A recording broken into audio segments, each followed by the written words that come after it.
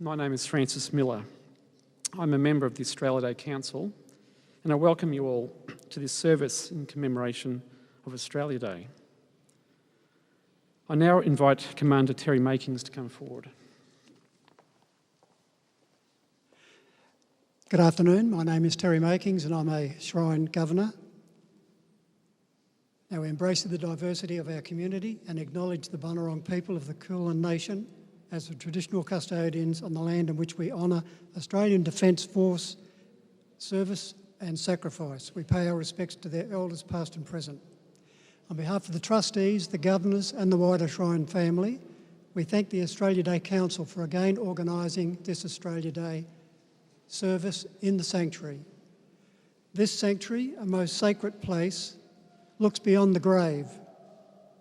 The message being that no person since the dawn of time who has served their country with sincerity has served in vain.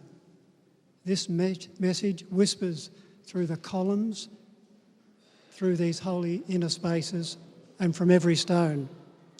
It forbids us to forget our valiant dead.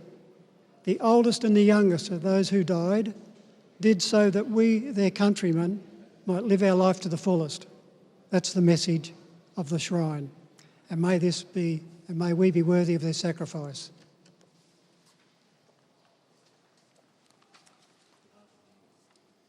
I now invite the Chair of the Australia Day Council, Mr. Paul Webster, to come forward. Thank you, Frank. Welcome, ladies and gentlemen, to this very special ceremony to honour those who've fallen for our country on our National Day, Australia Day. I'd like to give a particular welcome to the Leader of the Opposition, Mr Pasuto, and Mr Keith Wallahan, Member of Parliament. Thank you for coming today. I'd also like to thank Commander Makings and the wonderful cadets who've just led us on the parade from the forecourt. Thank you. I now invite Mr. John Pasuto, Leader of the Opposition, to say a few words.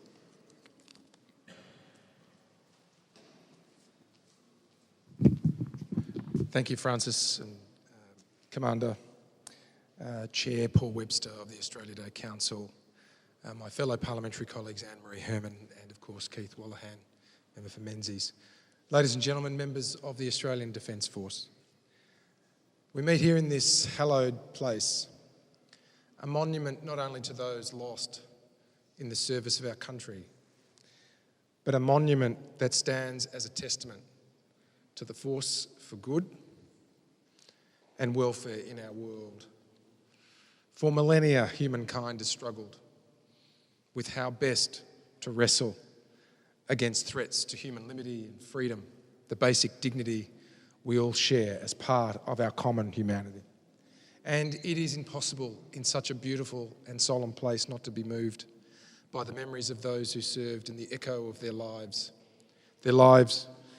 sacrificed on the altar of the very democratic freedoms, liberties and opportunities and promise we continue to enjoy today.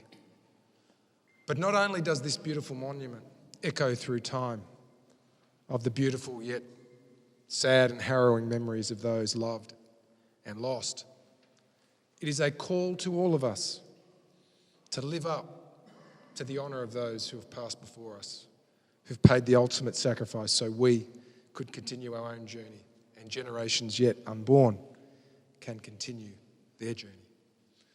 So we meet in this place to pay homage, lay wreaths, pay our respects to those loved and lost on Australia's National Day, remembering that we leave from this beautiful and hallowed place, reminded of our solemn responsibility to live up to everything those before us have died in the cause of serving.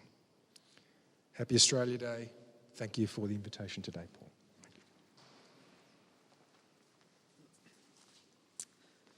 I now have the pleasure of introducing Mr. Keith Wallahan.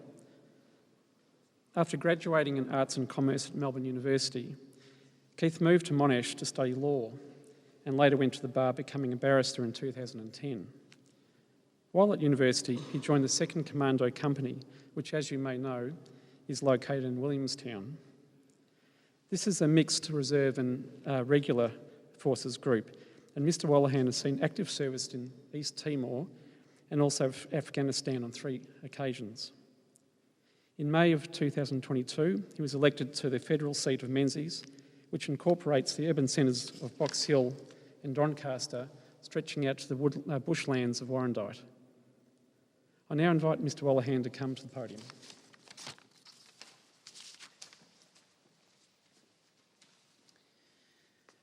Thank you for that introduction to all of the distinguished guests, including my state parliamentary colleagues John Pizzuto and Anne-Marie Hermans, and to all of you, thank you for coming here today.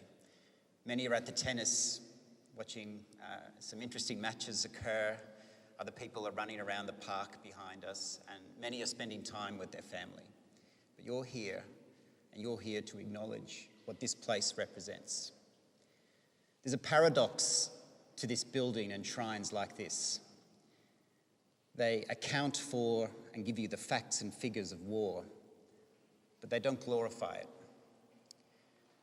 You learn about death and suffering and for some torture, but really it's about love and sacrifice.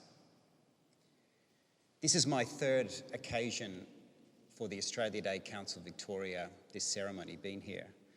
The first was in 2012, and I was invited by the late Richard Tracy, who asked me to speak. I was speaking over in that corner. And it was only 3 years after a good friend of mine, Greg Scher, a Victorian who grew up in Doncaster. He wasn't born here. He came with his family as a young Jewish family and settled in Melbourne. He decided that the best way to give back was to join the army, to better himself, to try and become a commando. He saw service in East Timor twice, and then in Afghanistan he was killed in 2009. He was my good friend, and I was probably still processing that as I gave this speech in 2012. And you saw firsthand when I gave the speech at the ramp ceremony in Tullamarine, when his coffin was returned to his family. I had met his parents before, and in a layout like this, we had to speak to them and present his coffin back to his family. And you could see the gaping hole that was left in all of the people that he knew and that he loved. So think back to the aftermath of World War I, when 60,000 Australians were killed. A third of them were Victorians. And this wasn't a large population. There was probably very few families that weren't touched by the grief that was left from World War I. And another Jewish Australian, John Monash, not only served with distinction in World War I, helped build our electricity grid and founded Rotary, but he helped this place come to be. And I often think that we can focus on the grief and the hole that is left behind when someone gives up all of their tomorrows so that we may have today. But I also turn my mind to what they were thinking about in their last few moments. I had the privilege of serving as a commando, and it's got a great lineage of service through to World War II. Many Victorians signed up for these special companies, and they trained in Wilson's Promontory. And many went on to serve in the Middle East and in Timor and in Papua New Guinea, and they did extraordinarily brave and courageous things. And for some, they were captured as prisoner, and some made it home, and many didn't. And 3 days before Anzac Day last year, we learnt the fate of 1,000 Australians who were on the Montevideo Maru, which sank 4 kilometres off the coast of Philippines. On that were 1,000 Australians.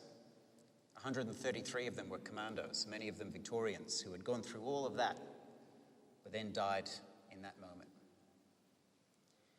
1,000 Australians, that's twice the number we lost in Vietnam, lost in 11 minutes.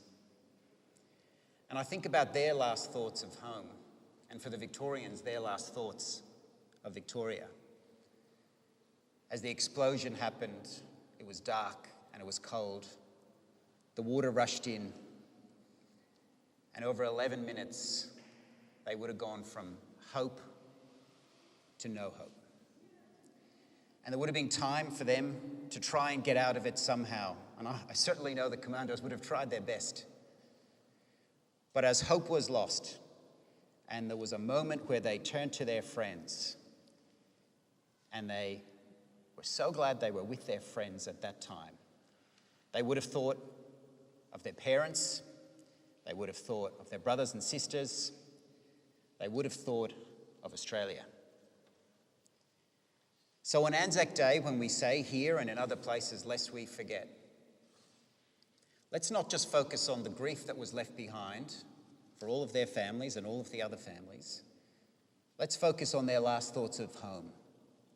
Because their last thoughts of home, a home we all share, was of love and of gratitude. And that's what Australia Day is about.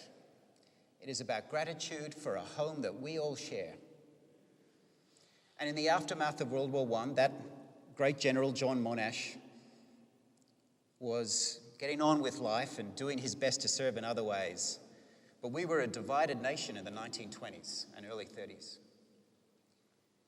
We had a referendum about conscription that divided the nation. We had a depression where many people didn't have money and were out of work.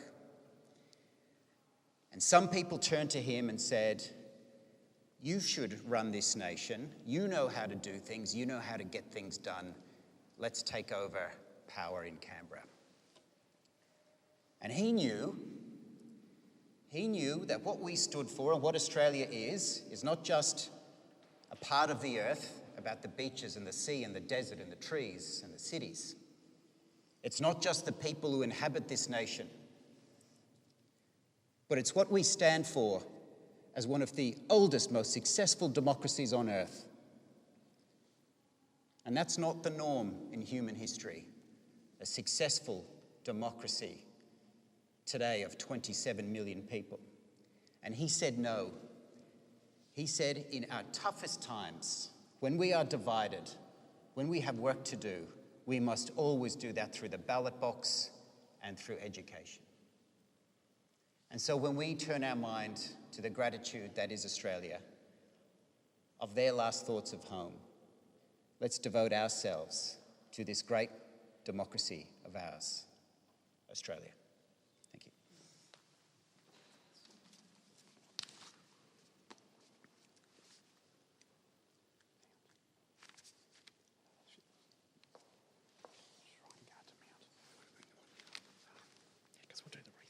Shrine Guard will mount.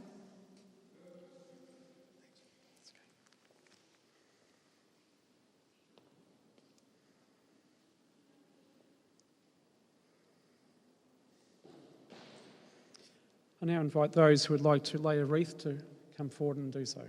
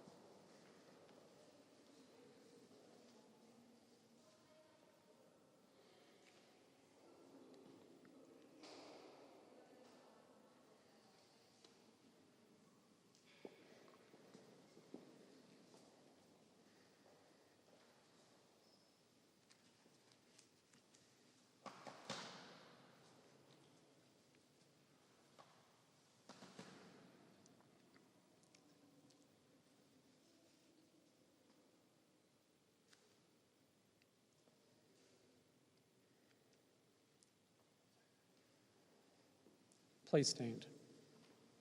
Please stand.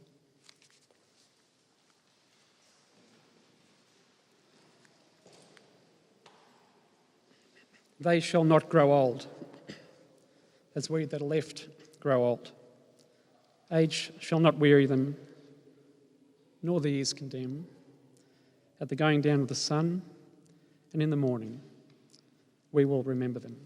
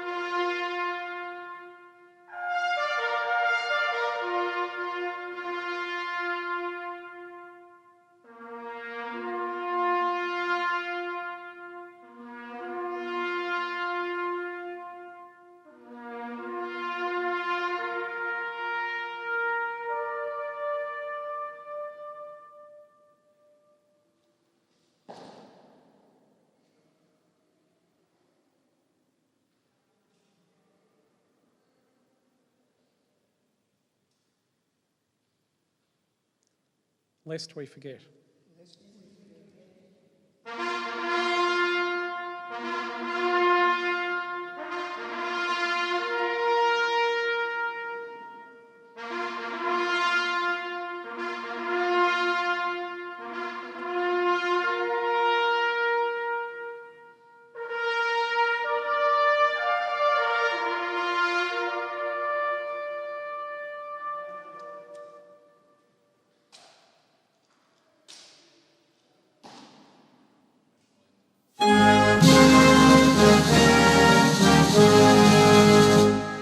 Australians, oh, let us rejoice, for we are one and free.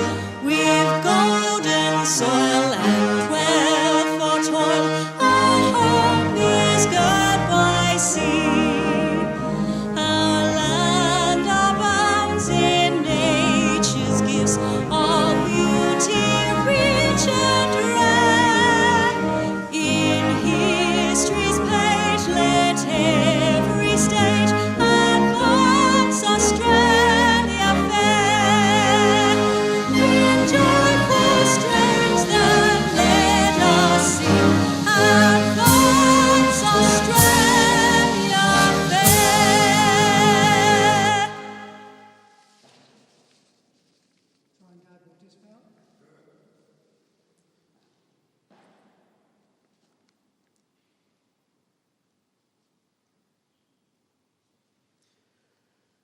On behalf of the Australia Day Committee, I would like to thank Commander Makins as representative of the Shrine for supporting this event.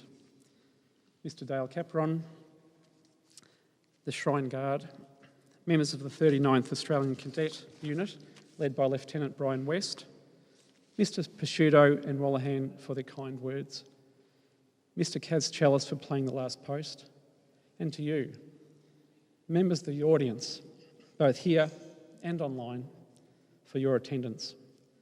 We wish you a safe and enjoyable Sunday afternoon.